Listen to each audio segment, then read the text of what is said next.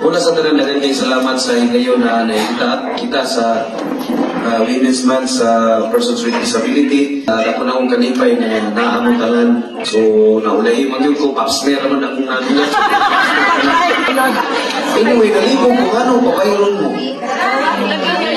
Kato lang, I will make an exception. Mahimo ko executive order na tanan. Sa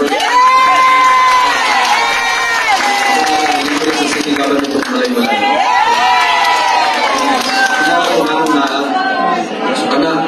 So next, palayo ko i-prepare ang order na nasa upstairs sa mga services niya sa city health office kung may libre ang persons with disability.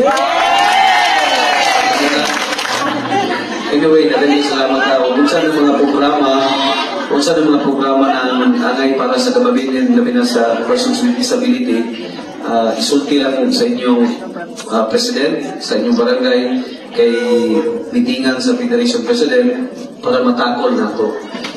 Bisa kung sa basta concern sa inyo kanaan.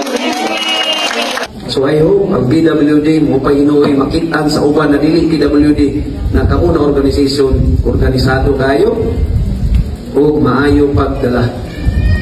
Salamat o maayo mugto sa tanan.